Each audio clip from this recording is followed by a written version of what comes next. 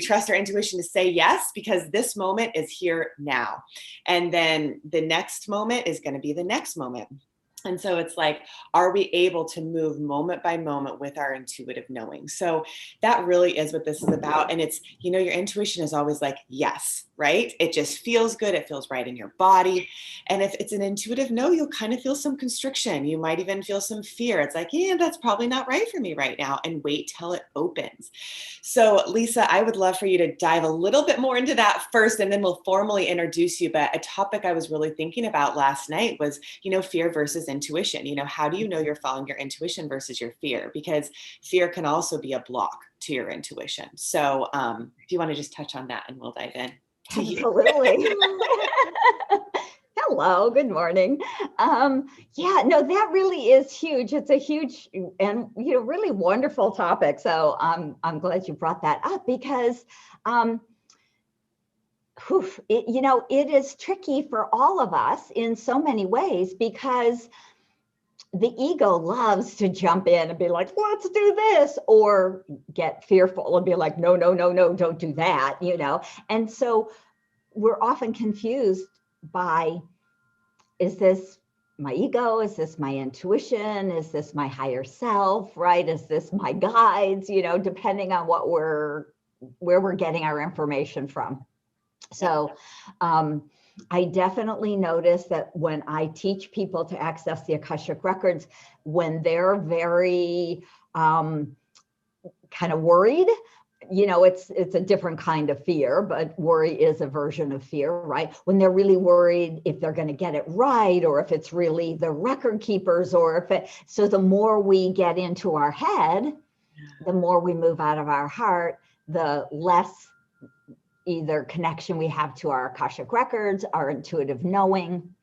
I get a lot of intuitive information, definitely heart-centered also, never up here, right? It's always more down in our body, heart, gut for a lot of us.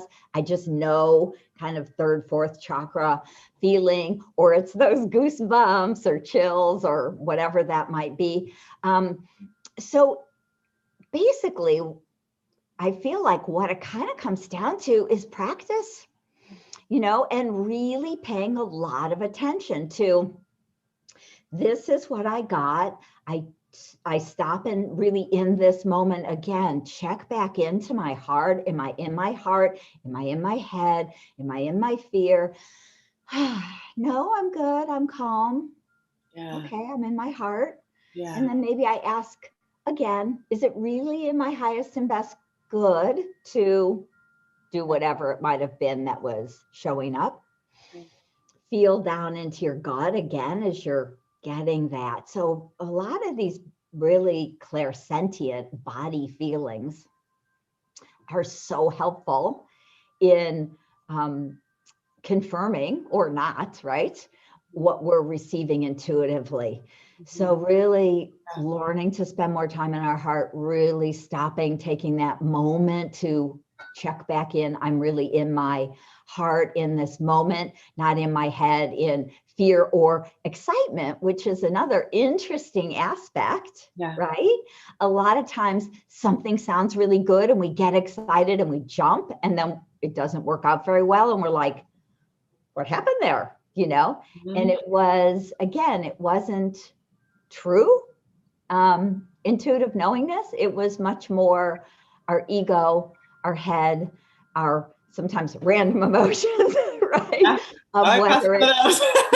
Whether it's fear or excitement, they can both pull us out of that deeper connection and that deeper knowingness. So. Mm-hmm, mm-hmm. So would you agree? So I love just the putting hands on heart, right? Because when we're in our heart, we are connected to love. We're connected to everyone and everything from love. And it actually pulls the energy out of the mind. So it kind of dispels, if you're truly in your heart, I believe it actually dispels fear, because in perfect love, there is no fear. So if you're truly in your heart, you're going to feel just love, right? And then I think you're going to be guided towards greater love, right? Because the heart is always wanting to expand. And so then I'm curious, I've always taught your heart then moves into your gut. And you mentioned that too. So I'm wondering, is that the highest way you feel to connect with intuition is heart to gut?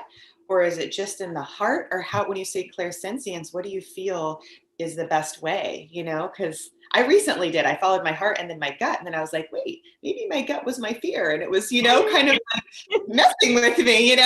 So I'm curious what you think about that.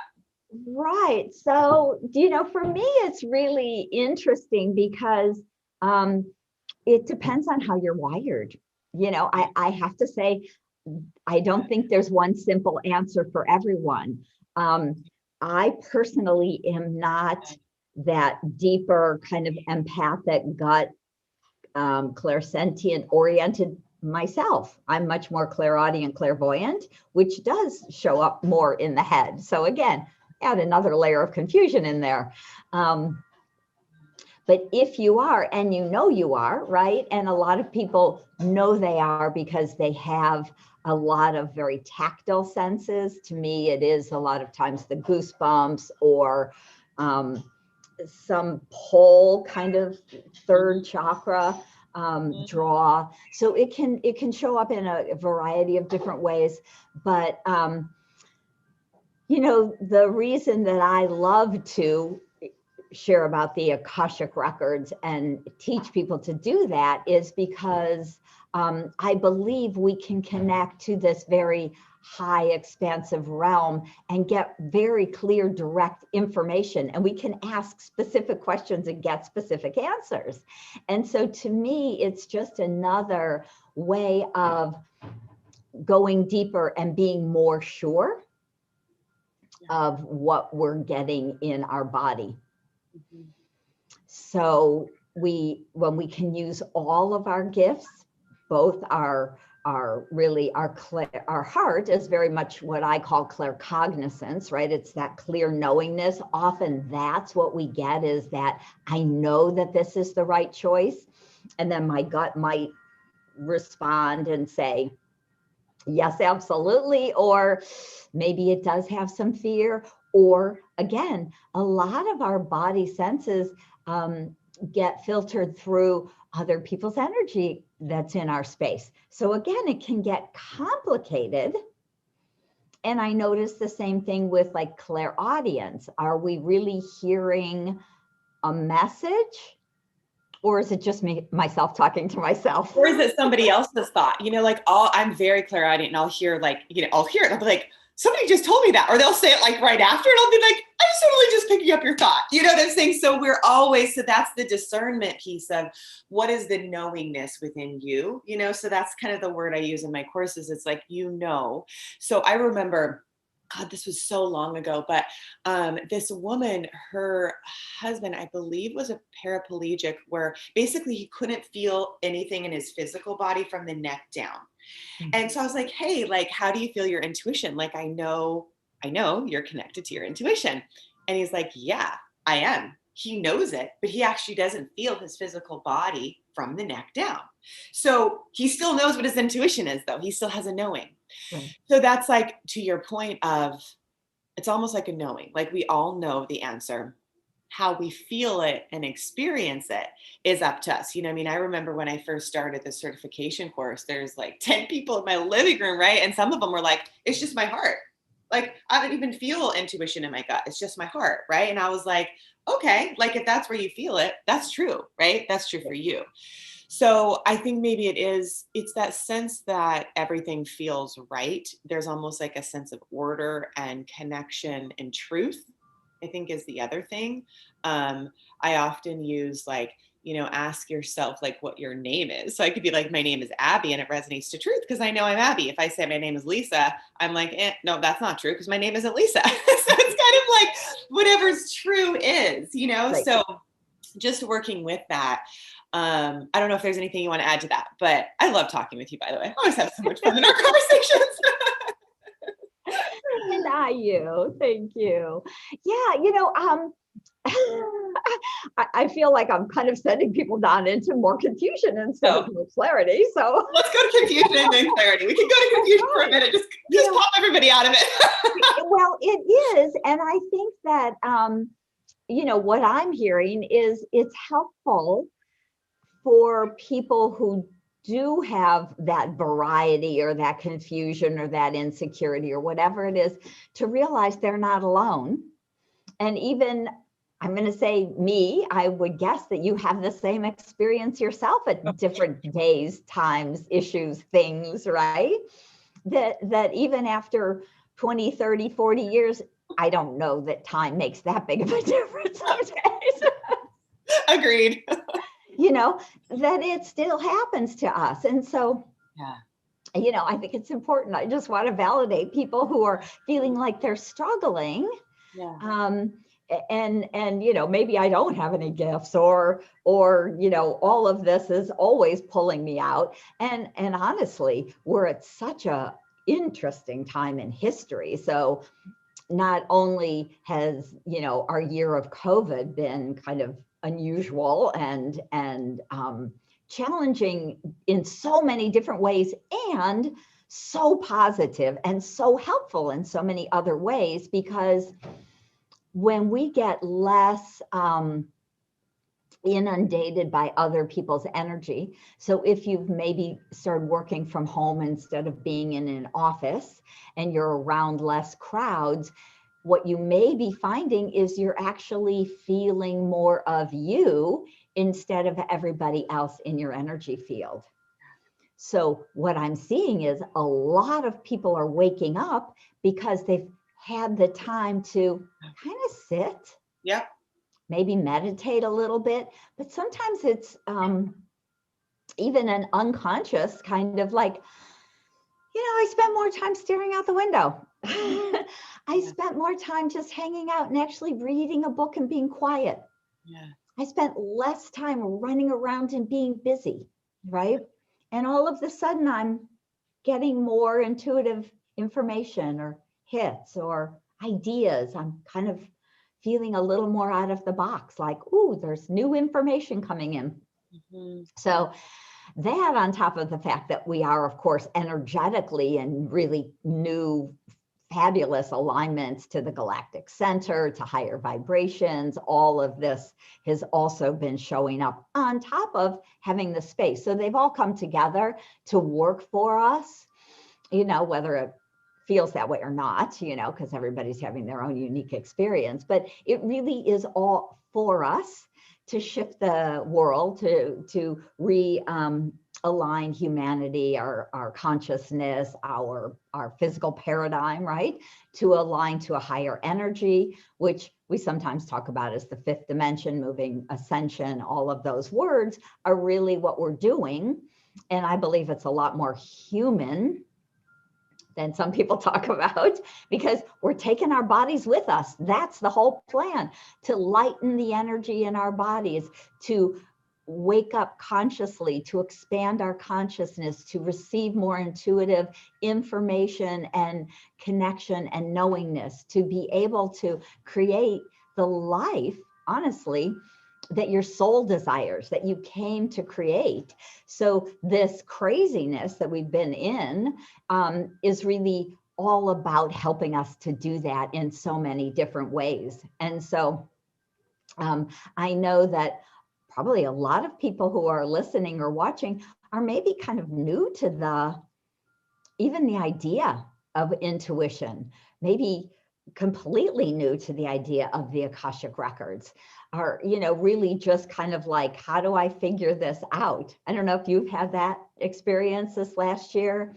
As far as Akashic records or intuition? No, like new people coming, like I've had more people coming to me who say like, I just woke up, which is always so sweet. Like, I just kind of realized there's more to life than my job and my new car or whatever it was, right? I realized there's like more, and that's energetically, psychically, intuitively, expansively, right? so much more, you know, so many more people waking up and really just really at the beginning of their journey. And so in some ways, that's what I'd say is I want to validate you if you're new to the journey and you're unsure, insecure, not, you know, clear on how you even receive intuitive information, because, you know, all of us absolutely start there and sometimes fall back there on a not such great day or whatever, right? Totally. Absolutely. Yeah. And then I think it's like recalibrating to, okay, if you felt misaligned, how do you realign? How do you come back into your center or you're in alignment, you know? Yeah. Yeah. It's really like So your unification with the divine, right? Like your soul within you. To me, intuition is like your soul embodied, right? It's you fully embodying that light and that pure love essence that you are, that's totally unique to you, right? Only you, and only you can fulfill your purpose. That's what's so beautiful about it. It's almost like, in some ways, maybe you can never do it wrong because it's just you discovering more you, and you're eventually going to get wherever you're meant to go because you came here for that reason, you know? right. Yeah. Absolutely. And, you know, I love that you said it that way, that really it's our intuition is very much about that embodied aspect of our soul. Yeah. Right. And that's why I think it's important to really talk about the heart and the gut and, you know, and of course, clairvoyance, clairaudience are telepathics, which all are up in the head, but they're part of the body also, right? Right. So, so from there, then I'd say, to me, the Akashic records are the whole library of your soul, all that information that is not embodied, can't be embodied. It's the infinite wisdom of your soul. So for many of us, when we go from you know, what we know, what we feel, what we experience, that deep heart-centered intuition or gut guidance, or you know, however that's coming through, into the quantum field really of the Akashic records, then we're able to like go into who have I been and what have I done and what other gifts do I have and what else can I bring here now and how else can I bring that information into my life so I can align even deeper, further into my soul's purpose and path and understand what I planned before I came to Earth, right? Because your soul actually writes a plan before you embody. So we are not having a random sort of life. We didn't just pick a lousy family or a great family. We weren't, you know, right? It wasn't just the luck of the draw. It honestly is what you as a soul chose to experience in this lifetime. So then we go kind of back to kind of the bigger plan concept, which is saying, okay, there really is something I came to do. There are karmic patterns I want to learn about and grow around. There are people that I want to have relationships with. I want to support them and they're going to support me. Or again, I want to learn from that relationship. And so I think it's really fascinating when we go from kind of a very powerful, everyday intuitive knowingness, which we all really need to guide us every single day, right?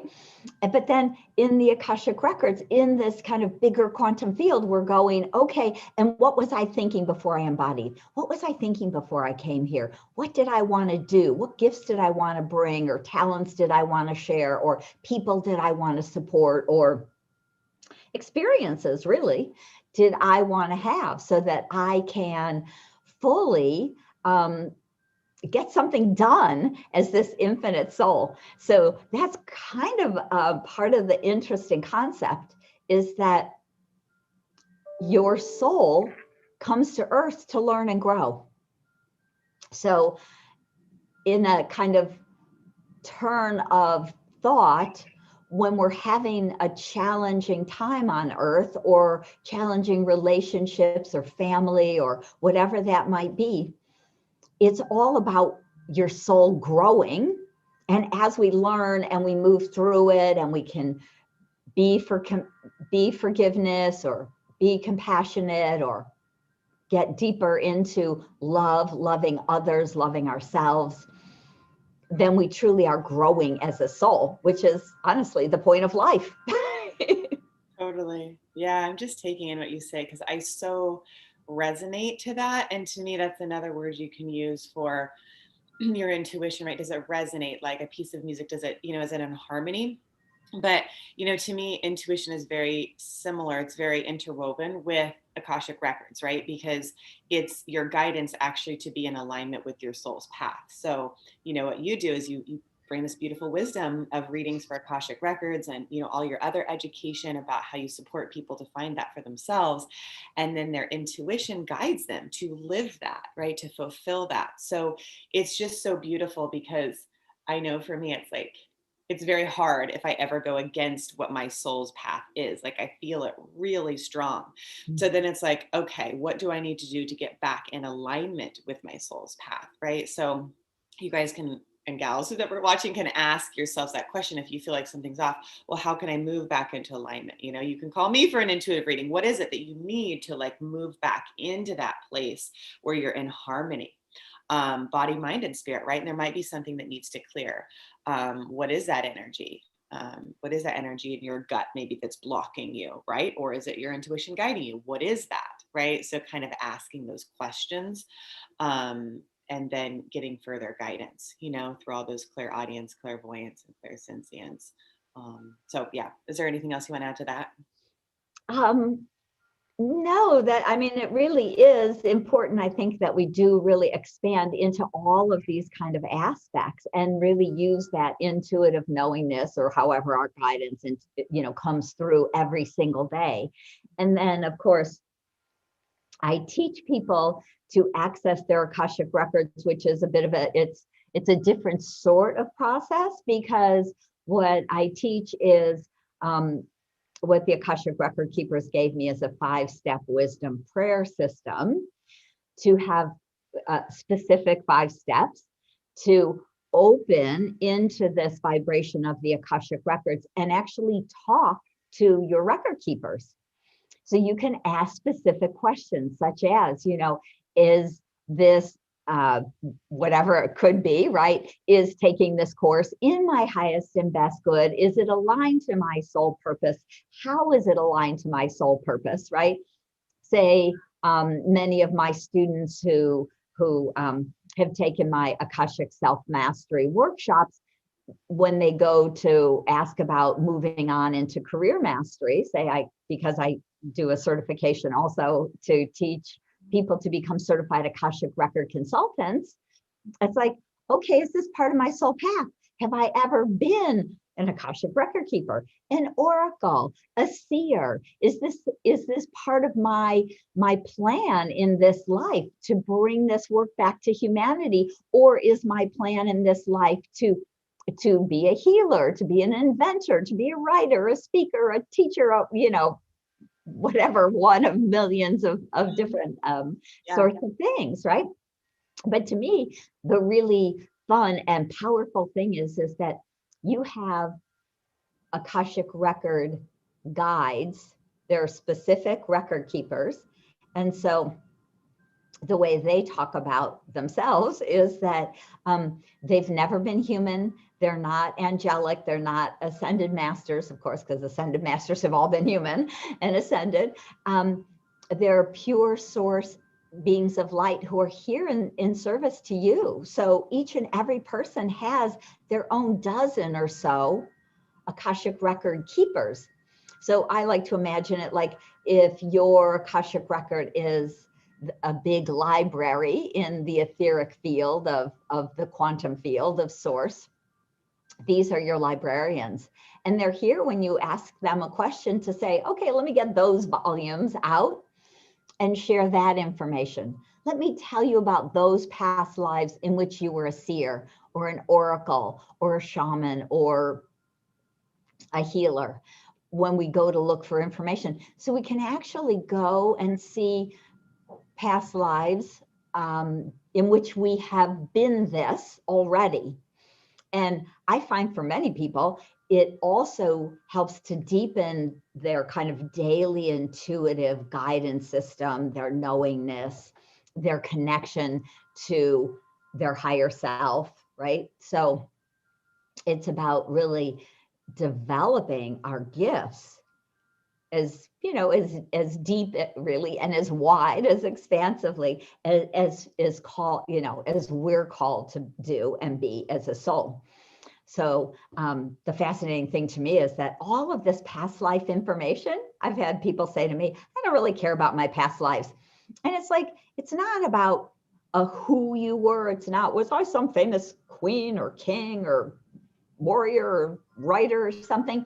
No, it's about the talents that you've had and brought to the world. Most of us are unknown names. Every once in a while, I'll do a reading for somebody and be like, oh, wow, you were kind of part of this bigger energy of, someone who we might have known historically. But most of us, it's about what we've done, what we've learned, those gifts. It's almost like, having having a backpack filled with goodies, right? That you get to carry around with you. It's like, oh, wow, right? I have all these goodies. that... Little gems. I guess I'm thinking like, so that's past, like, how does that apply to present moment, right? Like guidance for maybe I've been and I've learned this, but now present moment, how do I apply my intuition and the information from the Akashic records to be who I'm meant to be now and move forward into a greater expression of that from here? Right. Yeah. So to me, as I go back and say, how can I be more on path or on task, doing what I came to do? And often this is what people talk about, soul purpose, right? And I think that a lot of times when we think about our purpose, we seem to think we almost relate it like to some kind of a job, like it's a job description.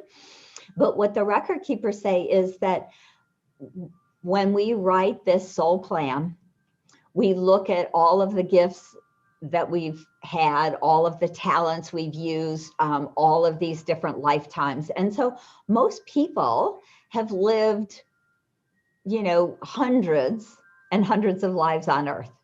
And so by the time we get to this point where we're totally, maybe we are never totally past any sort of survival, but when we're past survival, we're into the spiritual paths, we're thinking about, how can I bring my gifts to the world?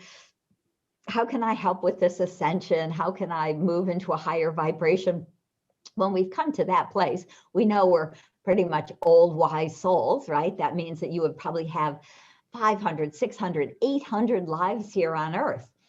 And so then I like to say, what lifetimes have I done whatever it is I want to do now? So I use writing books kind of as example. When the Akashic record keepers asked me to write my first book, I thought, I can't even spell. This is ridiculous, right? How am I supposed to write a book I can't spell? So what I did was I started to go into my records and say to my record keepers, show me a past life in which I was an author, in which I could write with ease, in which information flowed to and through me in as a book, right? Back then we were writing, in which I was published, a published author. Show me a lifetime in which I actually got myself published, all of these kinds of things. And so as we would go back kind of lifetime by lifetime, so I, like I say, more clairvoyant, clairaudient, claircognizant. So I see, I hear, I feel, kind of knowing that clear knowingness is claircognizance. I could see a lifetime in which I the image I have in my head right now is kind of like those old printing presses, ka-chunk, one plate at a time, right? Mm-hmm. Yep. And going like, wow, that experience of my book is being printed and published, and just going through these lifetimes. And then I ask the record keepers, is there anything that's stopping me or blocking me from reclaiming that talent, that gift?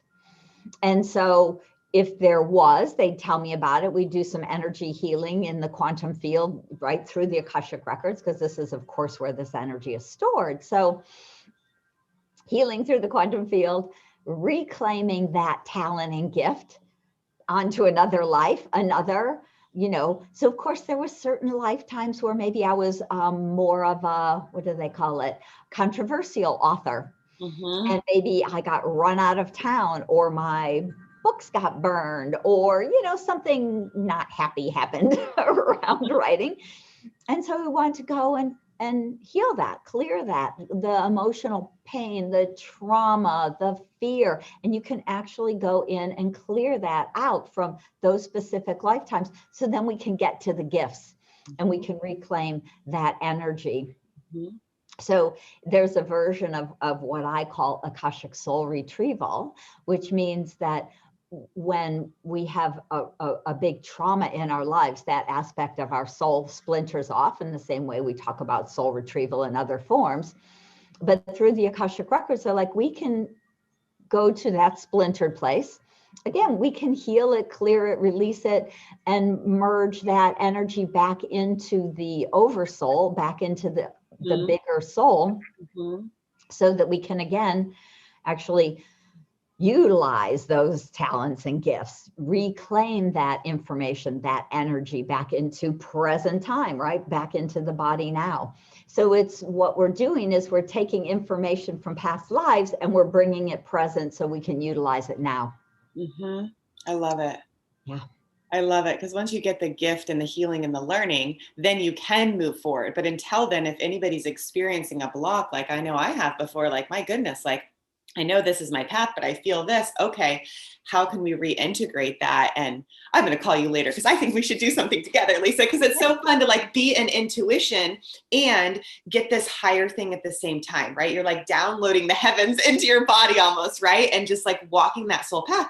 And that really is healing and creating the life you love, because when you're on soul path, you love your life. It feels so amazing. And it is, it's that higher level of service because you feel so amazing. You naturally just want to share it, right? I mean, so we have the show. It's so fun. It's like, how can you just expand into more of that, right?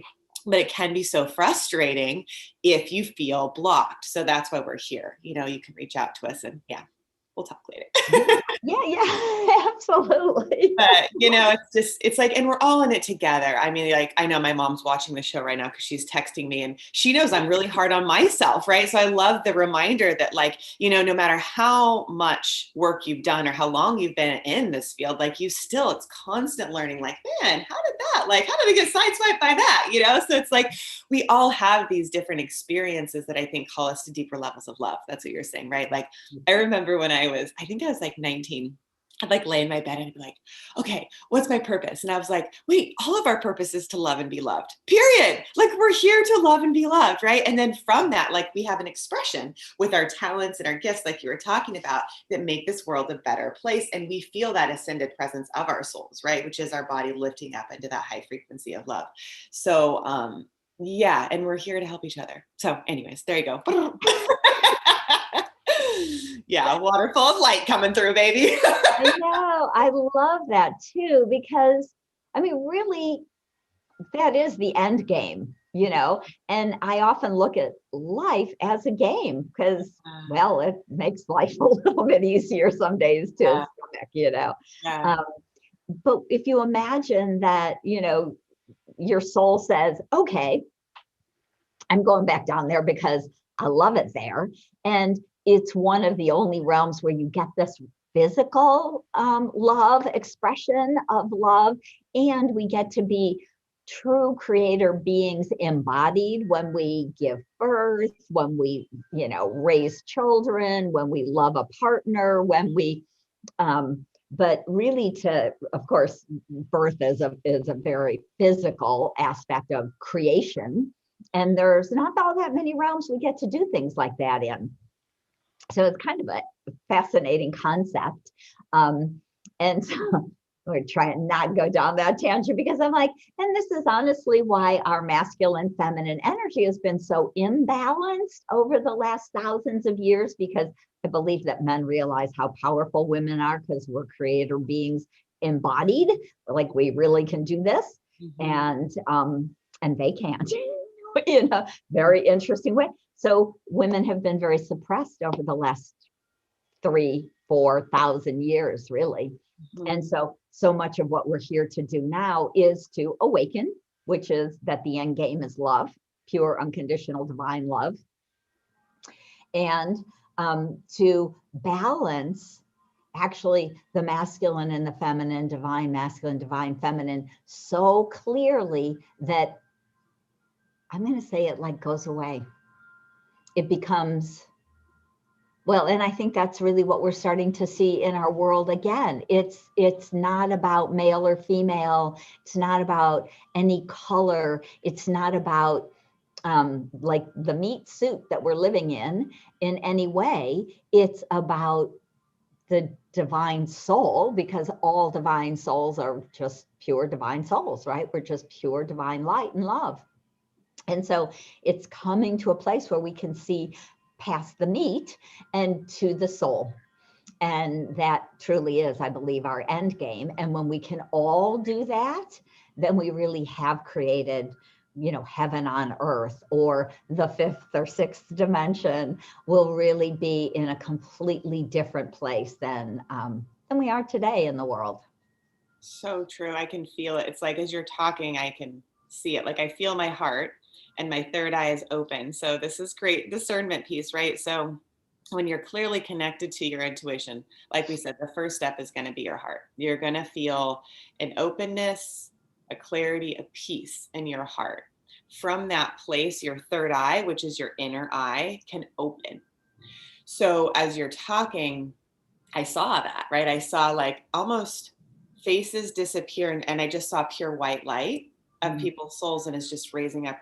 And actually even felt my own children. Like, I just felt it all just rising up to greater light, greater love. And so when you're asking for guidance, move into your heart and then open to your third eye, open to what you see from your heart. I've been clairvoyant, what I just said, seeing. Yes. Since I was a kid. Like, I'd literally go on a bus because I was a basketball player, and I'd like see everybody's hearts. Like, I just sit there and I'd be like, whoop, whoop, I wouldn't say anything, but it was the funniest things I'd see from my heart.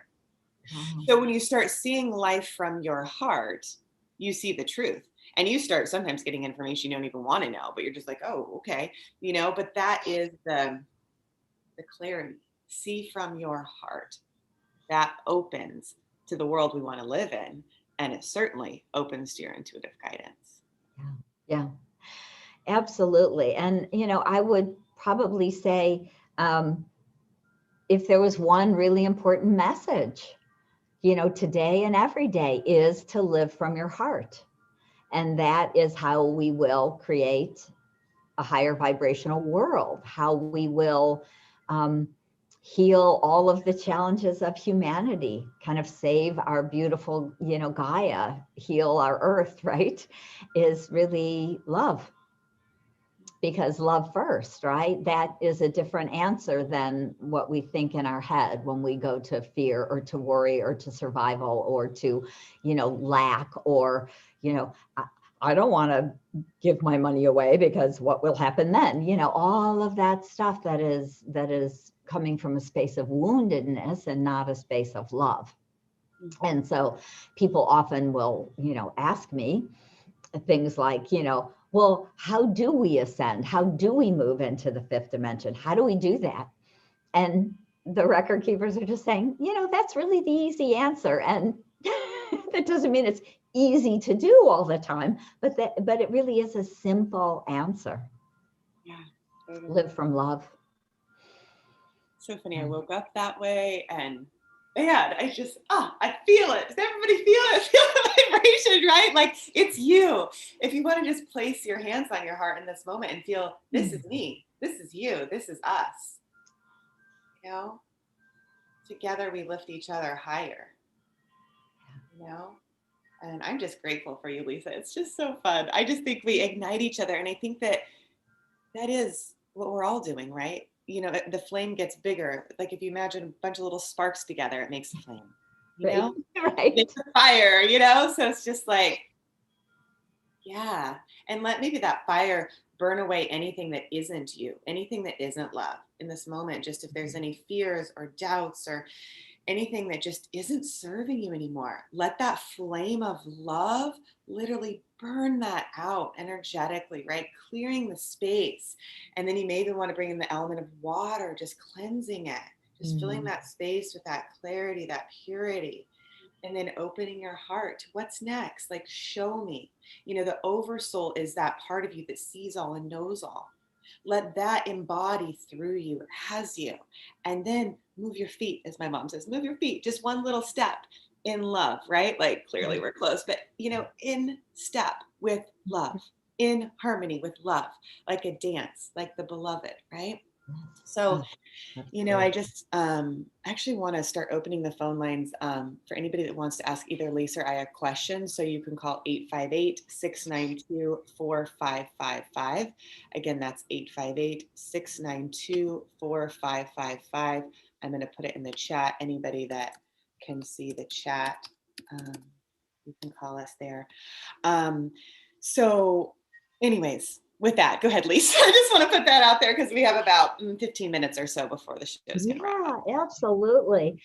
No, that just feels so good. And it just really was kind of, you know, coming to me how simple and yet, you know, complicated it is, because we're complicated and unique souls. And so, what I notice when I really drop into my heart is a feeling of peace and calm and spaciousness. And so the record keepers just wanted me to talk a little bit about that, because I think a lot of times we do get kind of stuck in our mental chatter and we think, how do I know I'm in my heart? Right? How do I know I'm not in my head? Right. Right. And they just were like, yeah, feel the peace. And it just feels calm, and to me, it feels expansive, like there's a big space there to just hang out in. Like almost float in. I'm totally such a water person too, that I'm like, oh. Yeah. I love that. I do a lot of kind of not like clearings. I often will find it so helpful to do that with clients, is to see that like a beautiful aqua blue waterfall coming down into your crown chakra, cleansing your body, running down like a big waterfall at the back of your first chakra, big, you know, usually the grounding cord would be there, but to me, that turns into a big waterfall, just washing all this energy out of your body. And then you have that beautiful aqua spacious place to float. Totally. I love it. But that's kind of, to me, that's my description. I'm curious how you describe kind of being in your heart, kind of feels like that. So that's what we're often sensing, noticing, feeling, right? We're again all unique. But when people go, how do I know I'm in my heart? How do I do that? That's like, just notice some of those kinds of feelings. If you notice that peace and that calm and that quiet and that expanse, often I would say, you're there. And then get out of your head and stop worrying about it. Right. Right. And I think one of the easiest ways is to remember a time that you were, because you all have. You're born from love. There's no way you haven't been able to experience love at some point. And so for me, it's the energy of oneness and seeing the divine, feeling the divine, actually seeing from the heart, feeling my heart as it's connected to every single person. And then, like I said earlier, there actually is no fear. And I definitely have had to work through some fears and still am. But I know when I'm in that place, of oneness, of love, that is my heart. So for everybody to feel, what is that, for you, and you can even connect to our hearts and everybody else that you want, and let that strengthen your love, because it does. Yeah. It's a beautiful practice. And just like many things in the world, it is a practice, right? Deepening your intuition, learning to access your own Akashic records, all of these, being in love, being in oneness and peace. It's a practice every single day, kind of coming back here, right? It's so funny. There's this memory that's flashing across. So I remember when I was in high school, I still remember walking outside and I had this image, and I was like, if like a tiger or a person that I thought was going to hurt me came up to me, I would just look at them in the eyes with so much love that they couldn't do anything.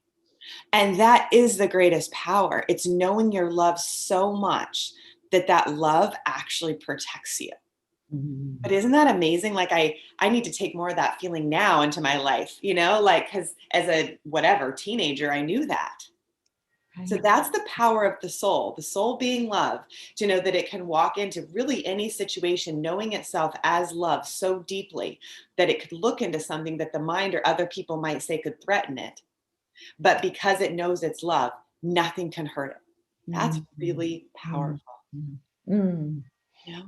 So yes, then, just a perfect, again, practice, right? I mean, to have practices that we remember to do. It's like using a mantra to bring your mind back into center. You can use your heart in the same sort of way to bring yourself back into center, back into peace and calm and love. Every single day, a million times a day, right? And even just saying, I am love, if you need a mantra, if you want words to match the energy. Yeah. I am God presence love, right? I am love. Yeah, absolutely. Beautiful. Yes, it is. And it's so exciting to finally feel this opening up and being so much more available to everyone, to really start to see, again, to me, often people waking up and realizing there's more than just working really hard to make good money so I can buy whatever it is might, be for you. It's like, ooh, I'm here, to be that love, to be that light, to be that compassion. And we may just shine it out in our community. It may be in the work you do, or your family, or with your parents or your kids or your siblings or your whoever it is, whoever other humans are. It can be as quiet and as unobtrusive as just, feeling that connection. As a matter of fact, I'd love to share one of the it's a guided meditation, but it's a super simple tool I'd love to share, because it's I call it the infinite connection, or the record keepers call it the infinite connection. And basically what you just do is you imagine that there's someone sitting in a chair in front of you, and you just imagine a liquid light gold infinity symbol. So it's an infinity symbol filled with golden liquid light. And it goes from your heart chakra to their heart chakra. So you just imagine this nice figure 8 infinity symbol starting at your heart and swooping out, touching their heart, swooping back, touching your heart. And this golden liquid light is flowing back and forth between you. And as this flows, it's creating a beautiful connection of pure, unconditional love. There's no conditions attached. There's no desire or need. It's pure source energy, pure gold light. And the other lovely thing about the gold is that it helps to bring us into present time. So gold is the energy of this moment. So as we're just doing that and being in love with that person, connected in pure unconditional love with that person, we're bringing our energies into this moment. And so I find that it's helpful to do with all the people in our families, because often we have cords and connections that are stuck outside of time and space. Maybe you're corded to your mom from when you were 5 or 15 or, 20 years ago. And so as we do this pure energy of love, what we're really doing is we're also being you right here and right now in this moment. Mm-hmm. And so what I see is often old cords and connections fall away. They just release. Sometimes, I don't know if you teach that, Abby, but, to de-cord or disconnect or clear cords with people from old stories, old relationships. We want to kind of get their energy cords out of our space. And I have found that this is another way to do it, especially with the people that we are in relationship with. And so I started to do this. I have 3 children, and when they were teenagers, now they're in their mid-20s, but back when they were more like, 14, 15, 16, I started to do it. I'd imagine, 4 chairs in front of me. So 3 kids and my husband, and put them all out there, right? And just love them, pure, unconditional love. And you can just do heart to heart with 1, number 2, number 3, number 4, right? And just feel that energy and that love flowing. And it's just so, so beautiful. And everybody, sounds a little funny, everybody just got a little bit nicer. They all just got along a little bit better. They actually started to treat me better, because sometimes you don't treat mom so well, always, especially when you're a teenager, you just expect they're doing stuff for you, or some. Anyway, I really found that it really shifted our family dynamic. And so you could do this with anyone, really, that your family, your workmates, your relationships, your pets. So I just wanted to share that. It just kind of came through to be shared. It's beautiful. Yeah, I did it with you. Thank you for sharing. It's so beautiful. I could feel it. In fact, when I did it, I noticed the cords of my 3rd chakra released, because it is that higher frequency of love of the heart releases any power or struggle or any of that stuff. It's just so much easier to raise it to that higher unconditional love frequency. Yes, absolutely. Came through for a reason. I love it. Very cool. Well, Lisa, is there like an email address or website you want to share where people can follow you and book readings with you, or anything else you'd like to share? Of course, I would love to. So my website is pretty simple, if you can spell Akashic, which is not the easiest thing. So akashicknowing.com. And I assume you'll have it on a page or something, so I don't have to spell it, or actually spell it, because this goes live all over YouTube and stuff. So if you just want to spell it, that would be great. Yeah, Akashic is, and I'm going to hear, I've got. Yeah, there you go. I visual do that. There you go. AKASHIC, knowing, KNOWING. So Akashic Knowing is my website, akashickknowing.com. And you'll find out about the readings I do and the classes I teach. I have 2 books. This one is really a how to access your Akashic Records book. You can get it on Amazon. And The Infinite Wisdom of the Akashic Records on Amazon. And the other one is From Questioning to Knowing, 73 Prayers to Transform Your Life, both on Amazon. This one is amazing because I channeled 73 healing prayers from the Akashic Masters. And it explains a lot about things that we often have challenges around, such as, our family relationships, or money or abundance, vows of poverty. So it really explains a lot of what is in and available and how the record keepers see our lives here. And then you can use the 73 prayers to transform with ease. I love a short prayer to clear energy, to release, to realign. So those are both on Amazon. You'll also see them on my website. And then I'll be teaching an online live workshop in June. So hope to get to see some of you there and connect with people live in a Akashic Record online workshop in June. So awesome. Wow. Thank you so much for being here, Lisa. It's so fun. I love doing this. Yeah, she's just amazing. So it's just so fun. And yeah, I think that's it for today. Unless there's anything else you want to add before we log off, Lisa. Boy, I just honestly just feeling kind of a lot of love and gratitude. You know what I'm getting there. I have, if I can find it quickly, a prayer for world peace. Yeah, let's do it. I would love to read.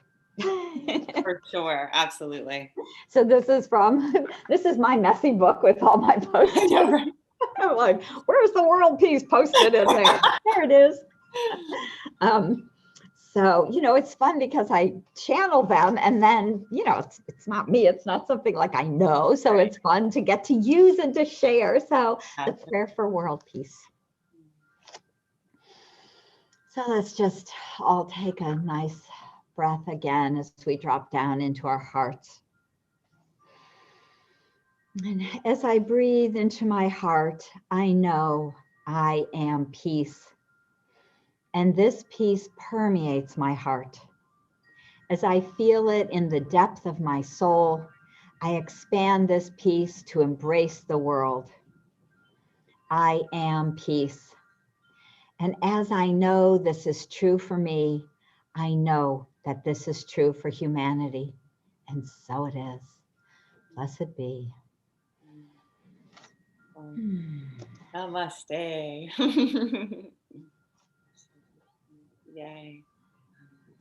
All right, everyone, have a beautiful day. May your heart just continue to guide you every moment of every day. And thank you for blessing our world with your love. See you next time. Bye. Thank you.